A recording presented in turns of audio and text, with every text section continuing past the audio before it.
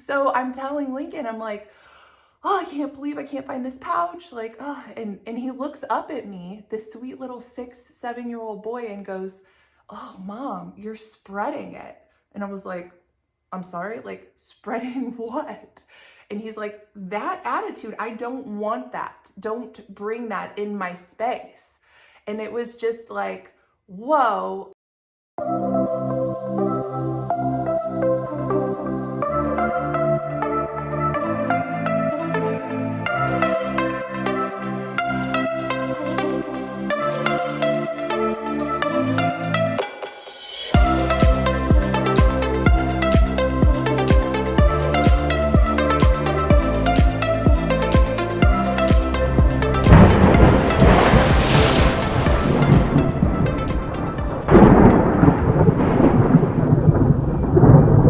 Hello and welcome to another episode of High Voltage.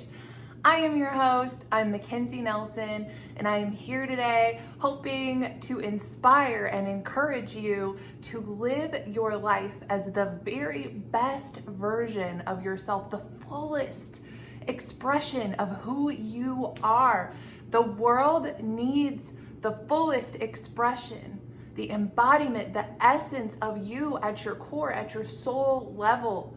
They need you. I need you. The world needs you. We need the best that you can give for us to be the most enriched society we can possibly be. A society living with intention, with a burning passion to do exactly what they were made to do. And that starts with us. It starts with us as an individual. It starts with you. It starts with you aligning, understanding, knowing your purpose, and then taking the actionable item steps necessary to achieve and unleash the fullest expression of who you are so the rest of us can fully benefit, right? When we don't know who we are, why we're here, our purpose, or what we were made to do, then we're lost. And I see so many lost souls out there, sad, turmoil, right? The world right now is very oppressive. I mean, every time I get on the road, we have a very busy intersection by my home. I notice, what I like to refer to as that buffer, right? So you're sitting at a light, all of a sudden it's red and now it's green and you've got to go. Well, what I have noticed is I used to have, like a 3-second buffer before someone would, come on, lady, let's go. I got places to be, things to do. Now I get on the road and, I am fortunate if I get a 1-second buffer before someone honks at me. And more than that, I've noticed it's almost like a symphony of people honking at lights nowadays. Our tolerance, our patience, we've just been through a pandemic as a society. We are really kind of bottomed out, in my opinion, at what I see, when I talk to people I don't know, strangers at the grocery store, places that I'm visiting, people just seem very defeated. And that's another reason why it's so important, right? If you do feel that you have the capacity and are made to be an encouragement, a source of light for those who haven't discovered their own yet and haven't figured out how they specifically are built to shine, step out. It's so important to get out of your perceived comfort zones. Start conversations with strangers, you guys. We need that connectedness to one another to really feel fulfilled. So you never know, if you smile at someone in the checkout line at the grocery store, if that's the only smile they see all day, and that smile could be the thing that gets them through to the next day. So don't hold that in. Don't hold that back. If you are feeling called, right, to connect with people on a different level, but it's outside of your comfort zone, keep pushing past, because you really quite do not understand the impact that something as simple as a smile, right, can do for someone else. So always try your best to encourage instead of discourage. smile, right? It's so important societally, right? That we are feeling the warmth and the love from one another. And the conversations I'm partaking in recently, a lot of other people are experiencing, the same dynamic when they are in the public setting. So just being more cognizant and aware of what we are bringing into a situation can make all of the difference. Let me tell you a story that happened when my son, he was about 6 or 7, Lincoln, and I went shopping at Target, took him to Target, and I found this beautiful little rainbow pouch that I was just so excited about. I can't even remember the context now as I'm sharing, but I loved this little rainbow pouch. It was about this big, super cute, got it on sale. When you pick up that one thing you weren't expecting to find and it ends up making your whole day. Well, that was this pouch for me. So we get home, I take all the Target bags out, and I am sorting through, and I cannot find this cute little rainbow pouch, which isn't even why I went to Target, which I'm sure I'm in good company there. You never really get exactly what you were going to get at Target because you get distracted, right? By all the shiny objects like the rainbow pouch. Guilty. So I'm telling Lincoln, I'm like, oh, I can't believe I can't find this pouch. Like, oh, and he looks up at me, this sweet little 6, 7-year-old boy, and goes, oh, Mom, you're spreading it. And I was like, I'm sorry, like, spreading what? And he's like, that attitude, I don't want that. Don't bring that in my space. And it was just like, whoa, like mic drop moment where my kid just spoke something to me about exactly what I am bringing into the spaces that I occupy, whether I am aware of it or not. So you are spreading whatever you're bringing, your bad day, you're having a hard time at work, like you're coming home into your family space. If you're not intentioning yourself well in that moment, and you are bringing that bad day to your children, to your wife, to your entire household, and now they feel dragged down because you are spreading your bad day all around your house. And I believe that is what is happening systemically in society when we are not a well-intentioned society, cognizant and understanding that of the power that we possess to rather spread joy, spread defeatedness, spread despair, angst, anger, oppression, or we can spread encouragement. We can uplift one another. And instead of picking at each other's faults, you're not good enough, you messed this up, we can look at imperfection as beauty, right? Beauty in the imperfectedness. And we can acknowledge one another's strong suits. Although we do have imperfections in our life, we're always striving, right? We are always looking to become in this life. We're growing, we're learning, and then we're inputting and we're taking in that knowledge. And then the goal is to apply it and unleash it in our own lives so we can live a fuller existence. And the way that happens is by opening yourself up to the possibility that you are a vessel, right? And what do vessels do? They carry things. And what can we carry to really be a force to be reckoned with in the spaces that we occupy? For me, that is the glory and the presence of God, that I believe we as humans have the ability to carry his essence with us wherever we go, so that it is in our surrender and in our imperfectedness that he shines and is able to be seen far above, and we can accomplish things greater than we ever hoped, we ever dreamed, because it is not in our own strength, in our weakness, in our surrender, in our understanding and embracing our imperfectedness. Then we can open space, right, for God to move and work through us.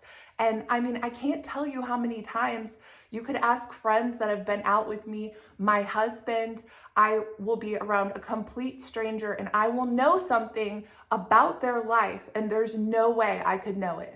There's no way I could know these things. But time and time again, when I trust what I'm hearing from the Lord about this person, a breakthrough happens to where this person is really feeling seen, right? And that's not me, that's God moving through me. And because I am surrendered, right? I'm surrendered. I have surrendered what I want out of this world, what I thought I needed out of this world. I have surrendered every single thing in order to open up space and make room for Jesus to truly come and change me. The transformation, right, with God is for ourselves. And I see so many religious people out there. I'm not sure what their intentions are, but if they think they are doing well, trying to change other people is not what I believe we were sent here to do. Hear me on this. We were sent to be the transformation, to show others what is truly possible, what God can do with a surrendered life, not to judge, not to tell people how to live their lives by our criteria and our imperfect standards.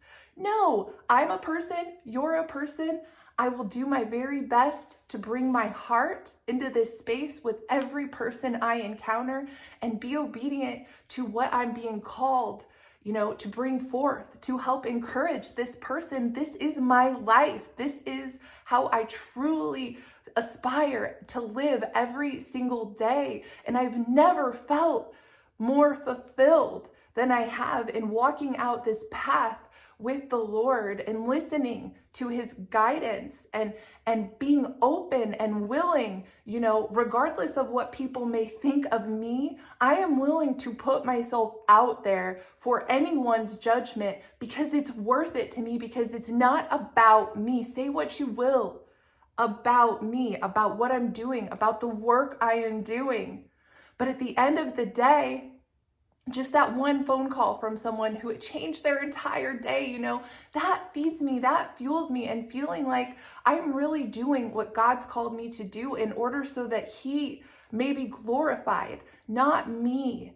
So the words I am speaking today, if you hear me, there is so much joy and peace in understanding that you were not sent here to control other people, to tell other people to prescribe to your certain brand of a lifestyle as a Christian. That has never, ever been the mission. Jesus hated religion. The Pharisees at the time, he pointed them out right and left because of their intention, right? The Pharisees were not well-intentioned. They were selfish. They were out to be worshiped themselves for being regarded as, close to God. They are closer to God than anyone else. And this is why we should listen to their brand of religion. And it's still, nowadays, you can see it. Once your eyes are open to what really is going on systemically around you, once the Holy Spirit wakes you up, you can see the religion all around us, And Jesus did not die on the cross to start a new religion. He died for love so that we might know that love is the ultimate self-sacrifice. And when Jesus died on the cross for us, he loved us so much that he was willing to give up his life, quite literally, so that we might know a life in full. And that is the choice that we get to make today. Do we want to sacrifice our hopes, our dreams, what we thought we were put on the earth to do, what we wanted? Are we willing to take all of that, all the relationships we have established with people, and hand it over to God and say, it's not about me, God. It's not about me. It's about you. How can I best serve you, God? And how can I live a truly empowered, surrendered existence? Well, when I saw my grandfather in a dream some years ago, also in the book, My Father's Feathers, which I'll have my media team hit up the link again. Pick up this audiobook, guys. It's so easy. You just put it in and listen. And the lovely woman who is reading is she's so moving. And honestly, quite frankly, she's helping me to see my story in a new lens through the way she's read it, which is just beautiful to me. So basically, guys, it's all about surrender. It's about, when you think about joy, right? In Sunday school, I learned joy, Jesus, others, and then yourself. And it's so simple, Joy.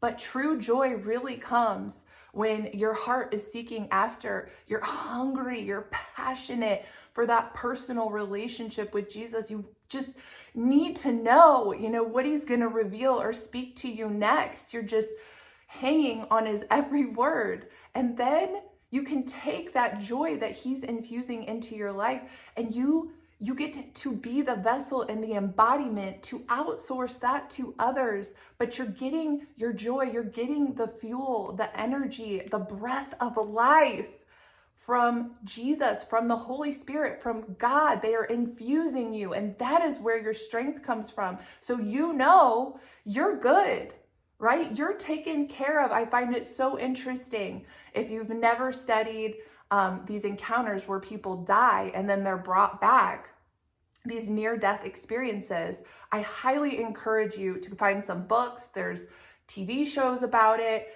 And time again, what the person experiences when they are not even alive here on the earth is they're flying above their body. But the one thing that I find fascinating that they all say is, I was the one dying and I was not concerned in the least about myself. I was more worried about the people around me and how they were feeling at watching me die.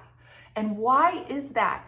Why do you think they weren't worried about themselves? Because they knew, right? In the space that we go to next, they knew that they were okay. They knew they were taken care of. They were more than taken care of. That's the truth that they found through their experience. It was the others. And I really believe that's how we are to be positioned on this earth as followers of Jesus. I believe we are to understand that God is our source, our strength, our energy, our inspiration, our everything. He is everything. Our needs are already more than met and fulfilled in him.